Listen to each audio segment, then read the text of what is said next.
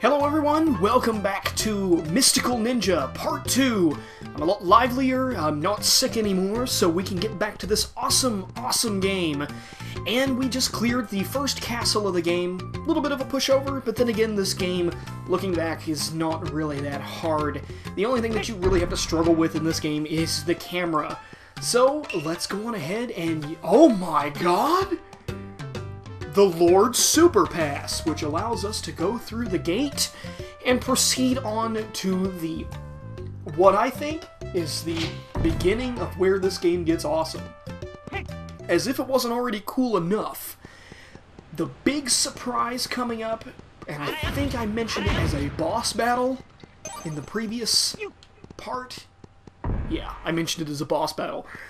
That's coming up, and it's awesome, and you know what, I'm not going to spoil it, just we'll wait until we get there.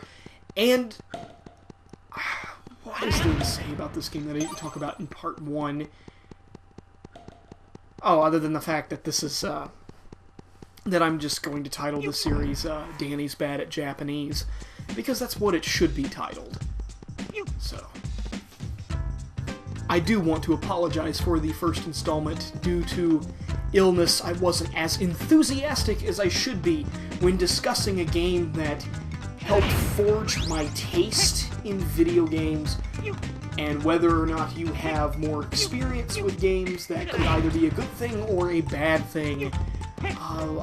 After doing some research, I've decided to maybe look into investing in a copy of the quote-unquote sequel to this game. I believe it's Goemon's Great Adventure, also for the N64, but I'm not sure if it's as good. That's the thing. I kind of want to look at some trailers, promotional work, gameplay footage, to find out exactly if it's worth spending upwards to $30 on an old N64 game.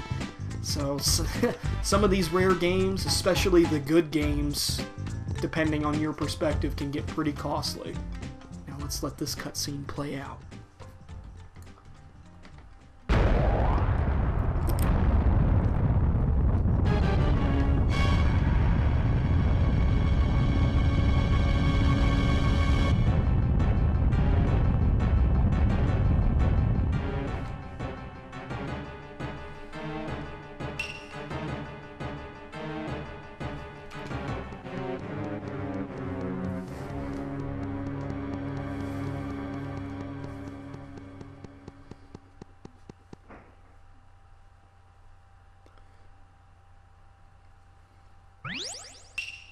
So we receive the magic conch, or the Triton shell, from SpongeBob SquarePants.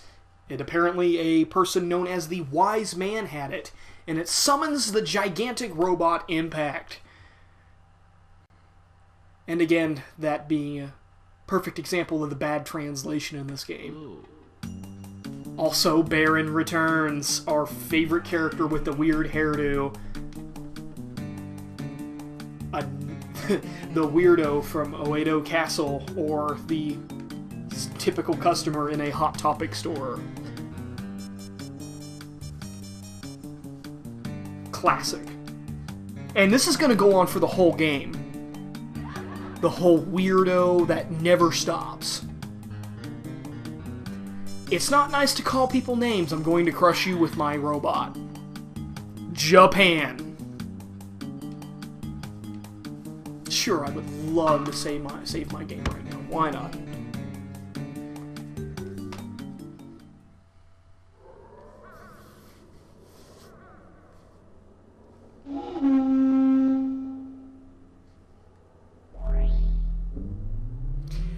That's right, ladies and gents. Giant robot battles. Again, Japan.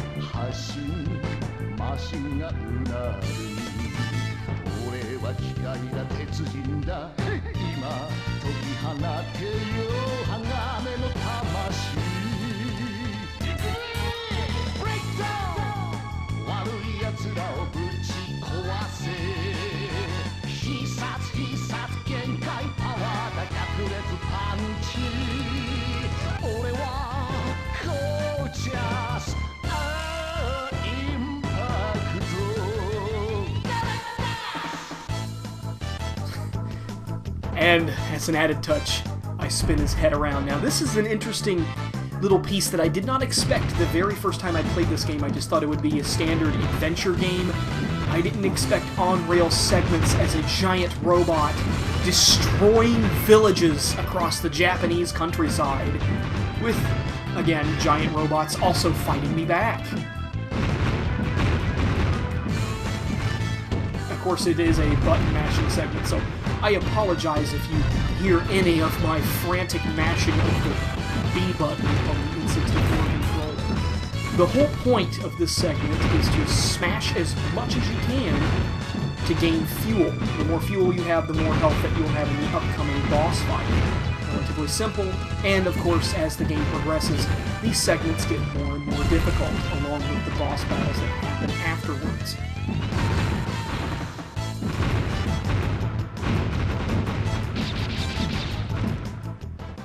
Now, on to the main battle.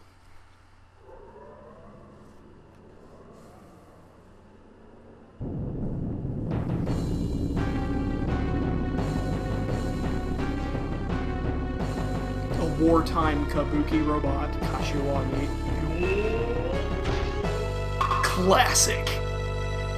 The first time I ever played this game, I nearly crapped my pants when I discovered, oh, giant robots.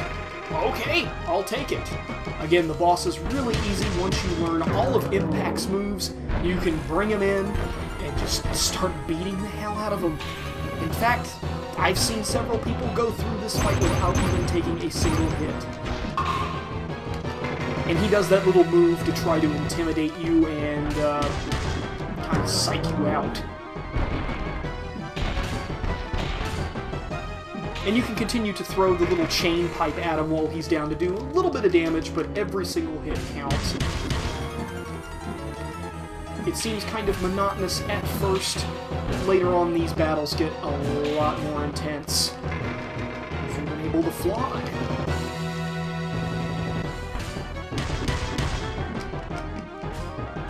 Ah, here we go.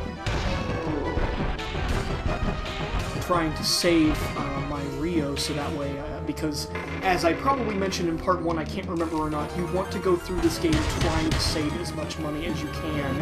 There is a quest part of the main storyline where it's required that you have a ridiculous amount of money in order to proceed with the main story.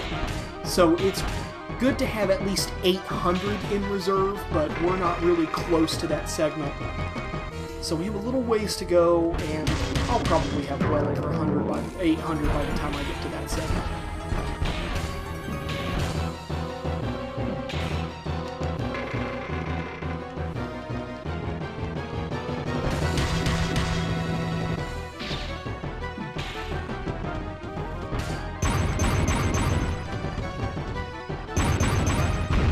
He's trying to go in for his ultimate move.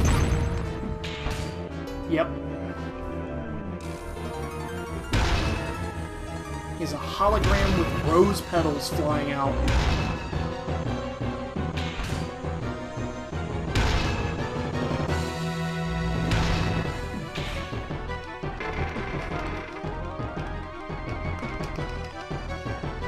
Again, sometimes I think that this game is, in some ways, a huge satire on Japanese culture. I mean, I could be wrong. I'm not really that educated with Japanese history or anything like that. I'm by no means an expert. I just really like good video games.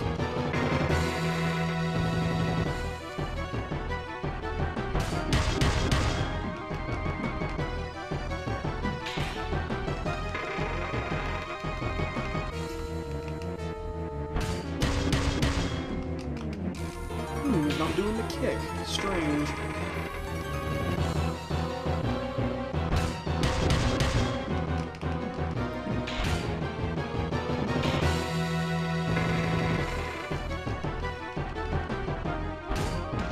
With that, Kashiwagi is down.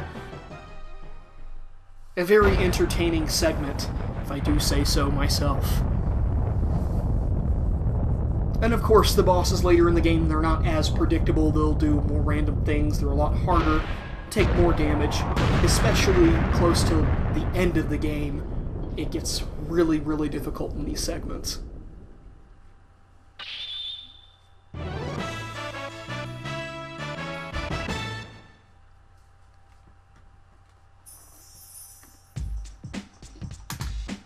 And with that, Impact has to go back to America to film a movie.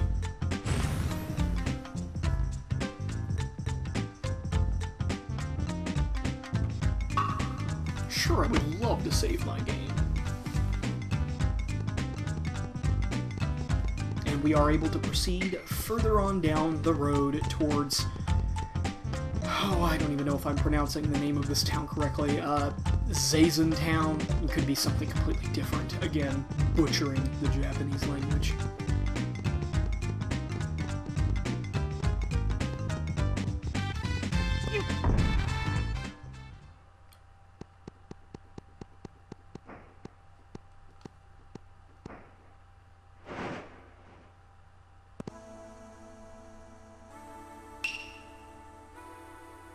And I don't even know how to pronounce her name.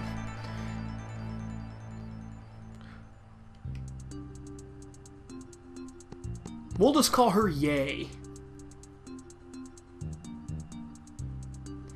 That peach-shaped UFO.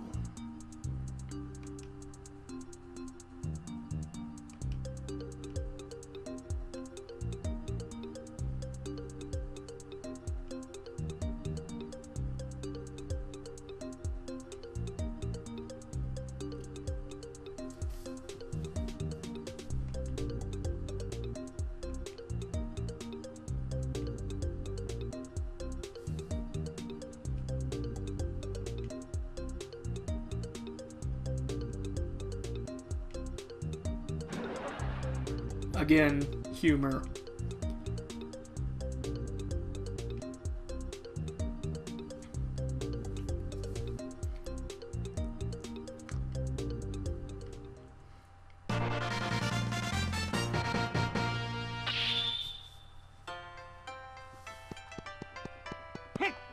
Again, an excellent example of awesome soundtrack in this game.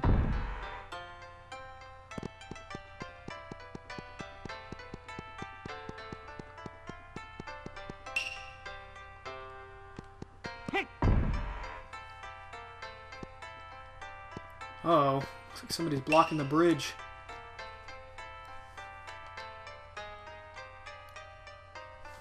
The treasure that we have.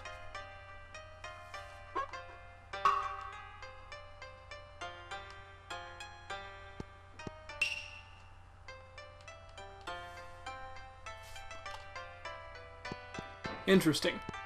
And with that, we'll continue our adventure in Part 3 of Mystical Ninja. Until next time, Phantasm Mask here, signing out.